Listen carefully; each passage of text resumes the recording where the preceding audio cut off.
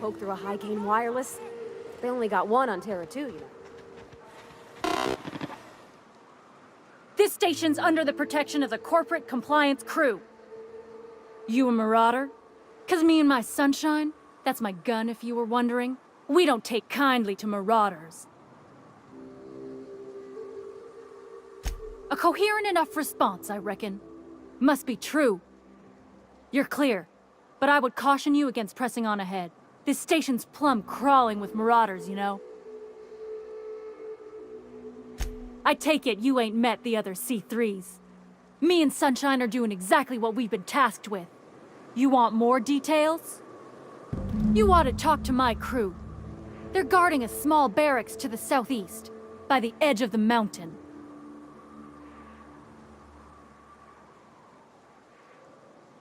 There is nothing I'd enjoy more, but the C3s play it by the book. Usually. Go petition the boss man. Maybe you can convince him to alter my duties. See that path that runs underneath that giant archway? Follow it on down. There's a little station near the cliff. You'll find the rest of my crew there.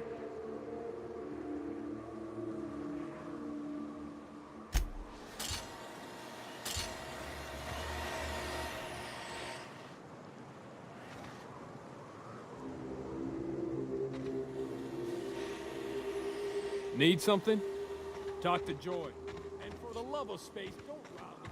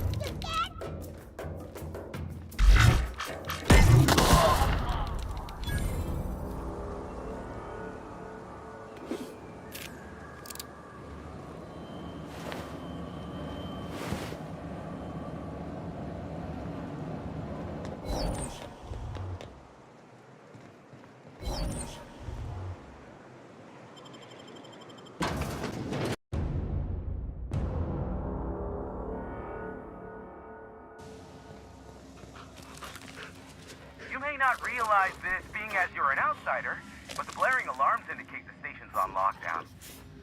Which means you can't ever get to me. So leave already. Huh? Gonna Make him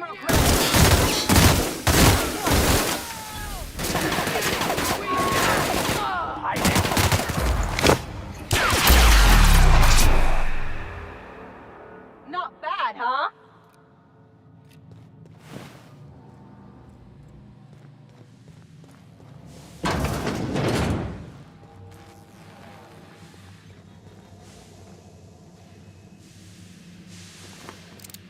You out there, whoever you are, yes,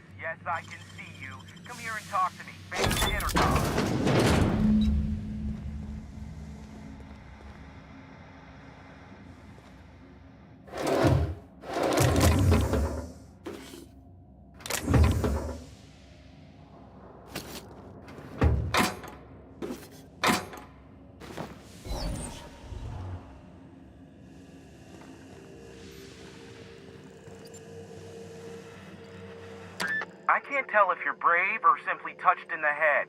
What in the galaxy are you doing sniffing around my station? Unless you are, in fact, trying to suicide by Marauder? Nice and coherent. Good. Take it you're not with the Marauders, then. By the hand of fate and my own cunning skill, I run this station. The Marauders may have other plans, and since my hired hands have clearly turned idle, it appears I have need of you. As my newest contractor, you may call me the Broker. You're here, and you're armed, aren't you? The feed's gone grainy, but it looks like you're packing deadly force. I barricaded the broadcast center, but I can only hold out for so long. Clear the Marauders out, and I'll pay you double the going rate. They destroy the transmission equipment, and I'll be out of business. The elevator and doors to the second floor are back online. Hurry before I have to lock them down again. Too many, considering I hired a bunch of no-good mercs to keep them out in the first place. Already, they've caused considerable damage to the station's property. If they take down the broadcast equipment, I'll be out of a job, permanently. Aside from the bits I'll be paying you, I trade in secrets, valuable ones for my vocation. I'm sure you can come up with something you might like to ask me about in person once I'm safe.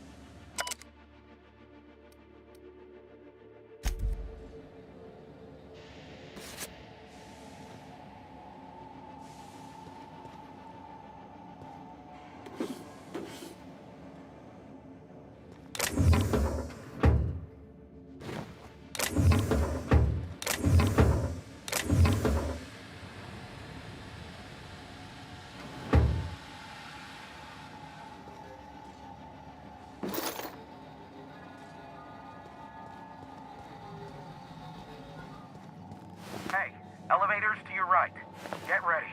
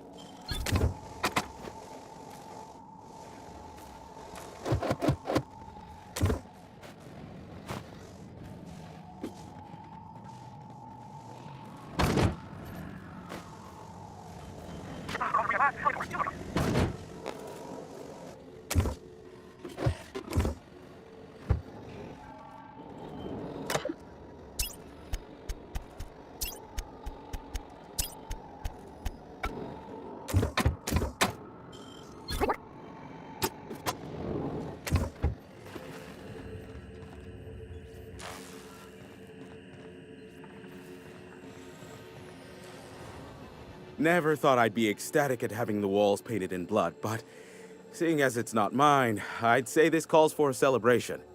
This ought to square our debt. One hefty payment for a highly valued service rendered.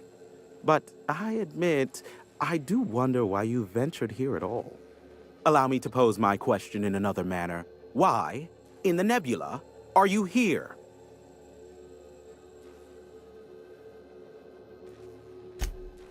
Ah yes, our little chat on the intercom. You're looking for the premier broker for all of Monarch, which you knew was me, clearly. Phineas must have sent you. He's the only one insane enough to send someone to Monarch to rush me. I knew it was only a matter of time before he came a-knocking. Look, I might be late, but I fulfill my contracts, always. Are you fibbing? Be honest. Careful, I know that line. I use it all the time. I take offense to that. Look, okay. Just, it might take me a while this time. I am awaiting but a single incoming transmission containing the information we desire. But MSI and the Iconoclasts are clogging the airwaves from Stellar Bay and Amber Heights. In their war against each other, they're scrambling each other's outgoing transmissions. Exactly what I was thinking. They hurt us all with their pettiness. Which of course has inadvertently affected the incoming port and my livelihood. No, they're jamming the limited frequencies we have at our disposal. Nothing extraplanetary can get in or out until the frequency pollution thins out. The safest bet is to convince Graham and Sanjar to stop transmitting on their end. You do that, I'll be here, waiting on the receiving end. Luck be with you. I have a feeling you'll be needing a pinch of it, plus a vat of patience. Is that a trick question? Because to answer it, you'd need to pay me. Of course, I could offer you a vastly more interesting bit of data instead. Try me. Ask me anything you'd like. I'll even offer it for free. We'll call it an exchange for your help with the broadcasts. Ask me what you will. There are so many members. Do specify. If you try to cite me on this, I will deny, deny, deny. Do you understand? What I am about to reveal is the sort of information that gets a body disappeared. MSI's ownership of Monarch is technically legal, but it would give MSI too much power on the board to grant them such status.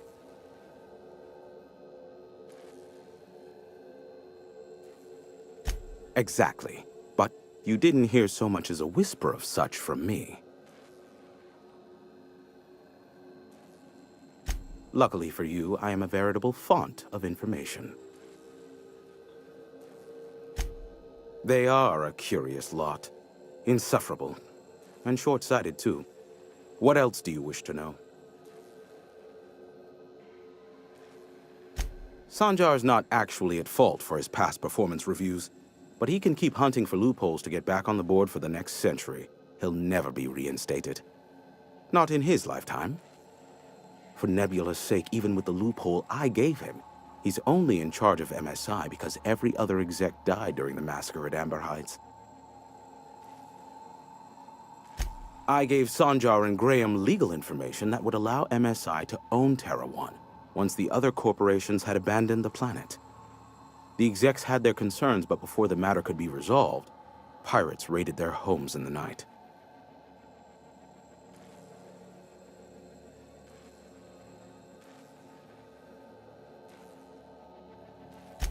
Some say Graham suffers from nightmares that leave him sweat-drenched and screaming. I would assume it stems from the friends and family he lost in Amber Heights all those years ago.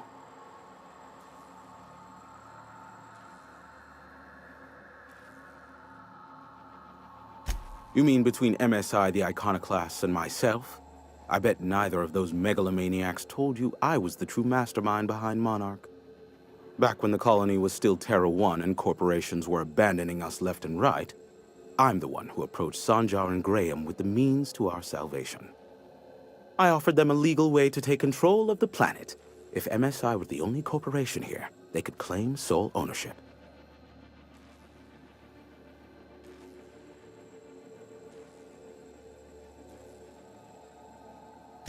Precisely. The other corporations were fleeing because of the hazard clause declaring Terra 1 uninhabitable. But MSI had lagged behind, giving Sanjar and Graham an opportunity. Take over MSI, stay here while the other corps left, take over the planet. Precisely. Without me, they never would have done more than play Revolution in hushed whispers over scuzzy kale ales in the tavern. Thus, the bargain was struck. They could run MSI while I would operate Devil's Peak Station. Unfortunately, relations have soured over time.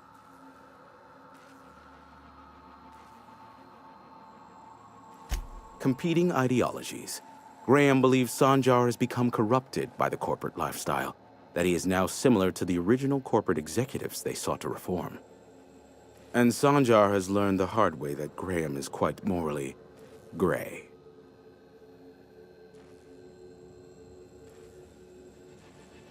Luckily for you, I am a veritable font of information. Not much, admittedly.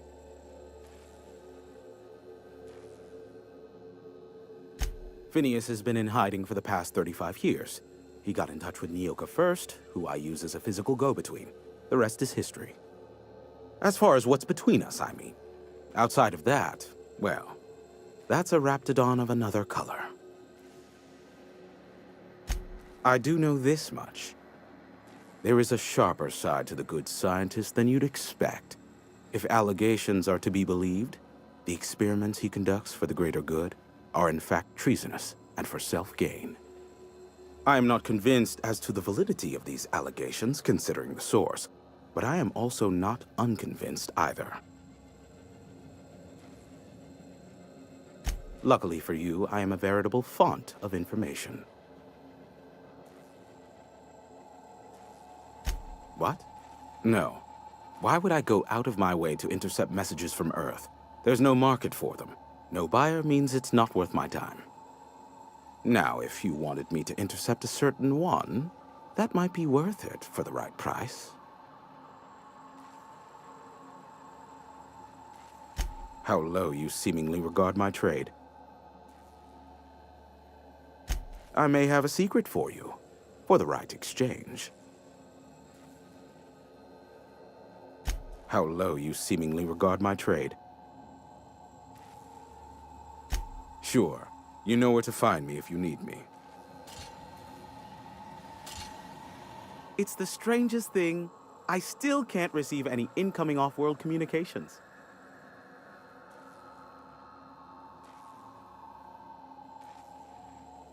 Architect, have mercy. I should have known you were a shark. Phineas only works with the most ruthless and resourceful of captains. Wait, don't hurt me. That was an intended compliment, I swear. Here, take this if it will incentivize you to work faster. Be a doll and shoot any marauders you spot on the way down. It's the strangest thing. I still can't receive any incoming off-world communications. Sure. You know where to find me if you need me.